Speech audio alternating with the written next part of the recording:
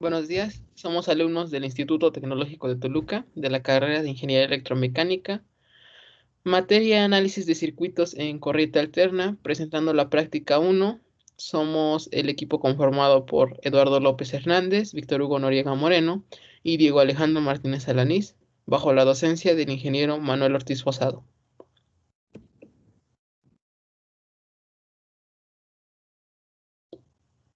Introducción.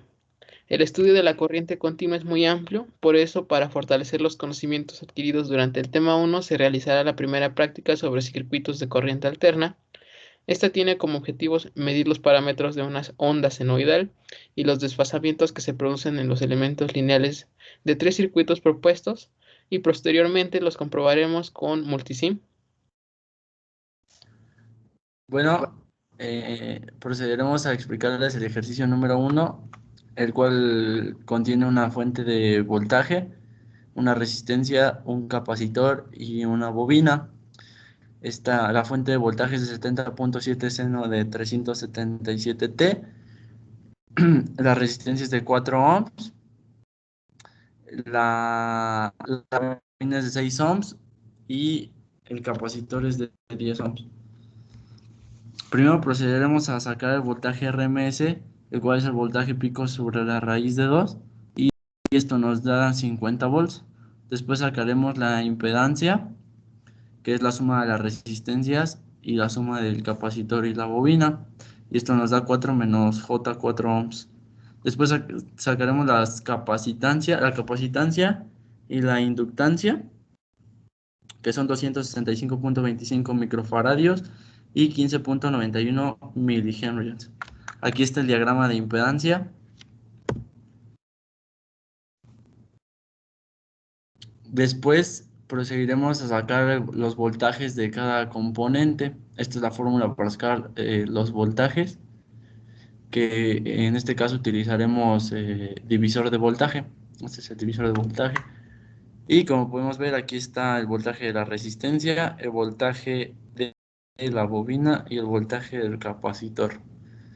Después sacaremos la corriente de cada componente, que esto sería igual a la corriente total del circuito, ya que como es un circuito en serie, pues la corriente que hay en el circuito es la que hay en todos los componentes. Y como podemos comprobarlo, pues aquí se ve que toda es igual en todos los componentes. Este es el diagrama fasorial y esto es una comparativa entre el voltaje y la corriente para ver si están en fase o desfasados. Y como podemos ver, el voltaje se atrasa a la corriente con menos 45 grados. Esta es la tabla comparativa, en la cual estos son los valores calculados que les acabo de mostrar. Y estos son los valores medidos en la plataforma de Multisim. Como pueden darse cuenta, pues son bastante similares, solo varían muy poquito. En el circuito número 2 tenemos una fuente de amperaje y tenemos los elementos como la resistencia, el capacitor y el inductor en paralelo.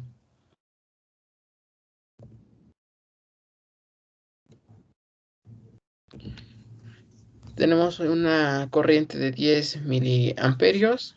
Vamos a obtener su valor RMS, que es de 7.07 por 10 a la menos 3 amperios. Obtenemos la reactancia del capacitor. Y después procedemos a obtener la admitancia, que es de 0.00625 con ángulo de menos 87.84 Siemens. Y obtenemos la impedancia, que sería el inverso de la admitancia, lo que nos da un valor de 37.73 con ángulo de 87.84. Tenemos el voltaje en corriente RMS, que es de 0.266 con ángulo de 87.84, y el valor de la corriente del voltaje pico lo vamos a multiplicar por 2, por raíz de 2, y es de 0.377 con ángulo de 87.84 volts.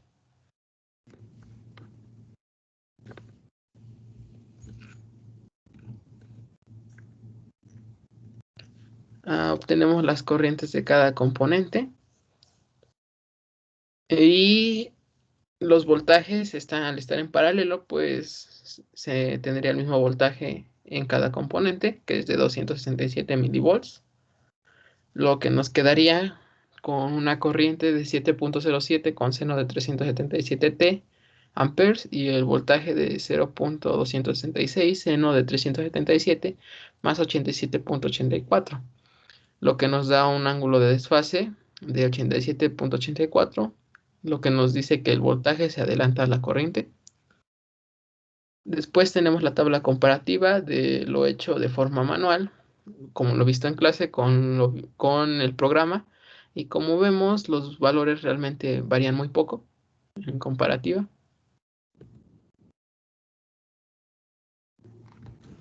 Ahora tenemos el circuito número 3, donde tenemos una resistencia que va en paralelo a un capacitor y después tenemos una resistencia que va en paralelo a una bobina, y estos se unen en serie a lo que será una resistencia de 2 ohms.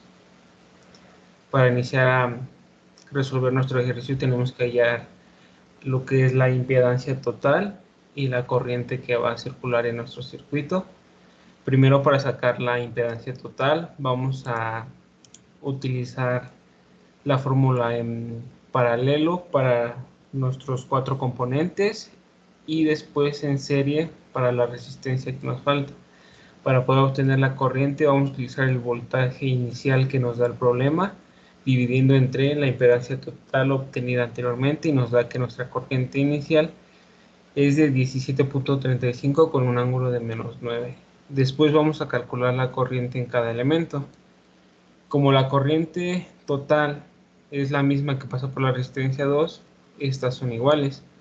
Y para obtener la de los siguientes elementos vamos a utilizar el divisor de corriente, dado a que tenemos nuestros componentes conectados en paralelo.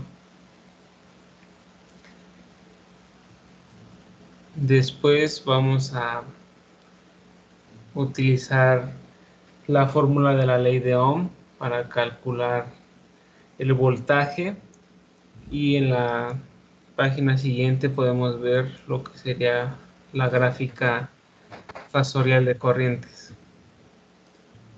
Ahora, como les comentaba, vamos a obtener el voltaje en cada elemento.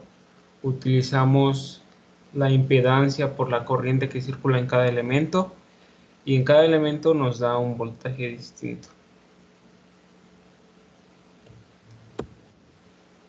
Aquí tenemos la gráfica fasorial de los voltajes obtenidos.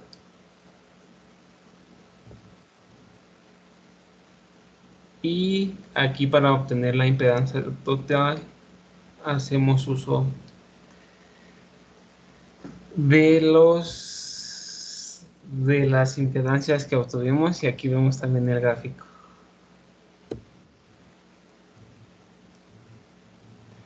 Para poder hacer nuestra simulación en multisim necesitamos obtener los valores del capacitor y del inductor, dado a que en el problema nos da el valor en ohms. Entonces tenemos que obtener, tomando en cuenta un ángulo de 377 radianes sobre segundos.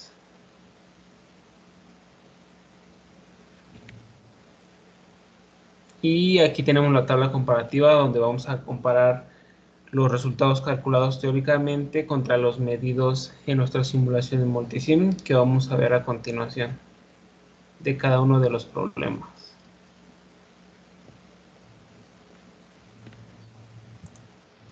Bueno, ahora pasaremos al software de Multisim para mostrarles la simulación de estos ejercicios que mostramos anteriormente. Y este es el ejercicio número 1, en el cual vamos a verificar los valores vistos en la anterior presentación. Aquí, como podemos ver, está nuestra fuente de voltaje, nuestra resistencia, nuestra bobina y nuestro capacitor. Entonces, lo que vamos a hacer es hacer un análisis de frecuencia única para que nos dé todos los valores. Como podemos ver, aquí están unos voltímetros y unos amperímetros para medir lo que es el voltaje y el amperaje respectivamente. Y pues aquí está, son los mismos resultados que tenemos en la tabla que les acabamos de presentar anteriormente. Este es el ejercicio número 1.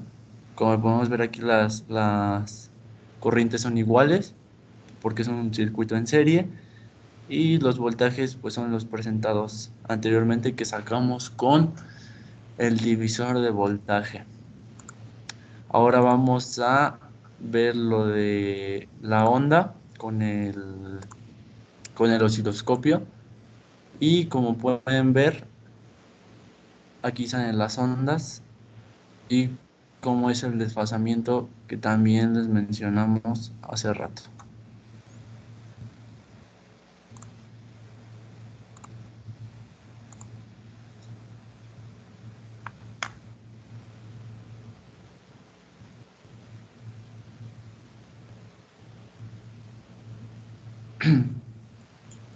Para el ejercicio número 2, después de ensamblar el circuito, ya haremos lo mismo, colocaremos las puntas del voltímetro y del amperímetro y haremos un análisis de frecuencia única para verificar los valores que se obtuvieron de forma manual y obtener la tabla de los resultados como los que les mostramos anteriormente.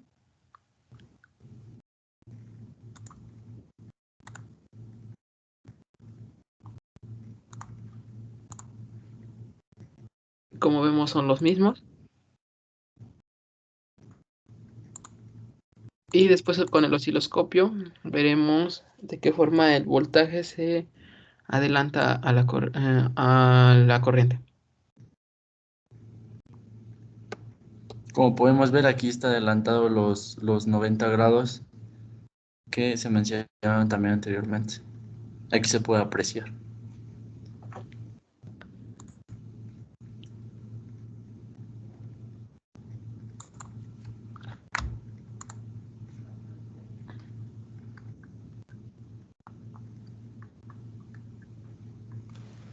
Para terminar, tenemos el último ejercicio, donde agregamos las 3 resistencias, el capacitor y lo que sería nuestra bobina.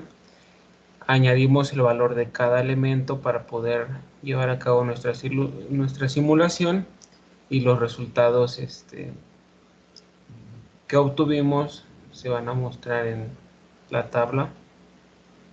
Y esto es gracias al análisis que realiza nuestro software. Como vemos, esta misma tabla es la que comparamos anteriormente, y ahora mediante la herramienta de osciloscopio vamos a observar cómo es que, aunque es un desfase muy pequeño, pues existe, y el voltaje pues atrasa nuestra corriente. Vamos a esperar a que cargue el programa para que nos muestre la gráfica de la onda.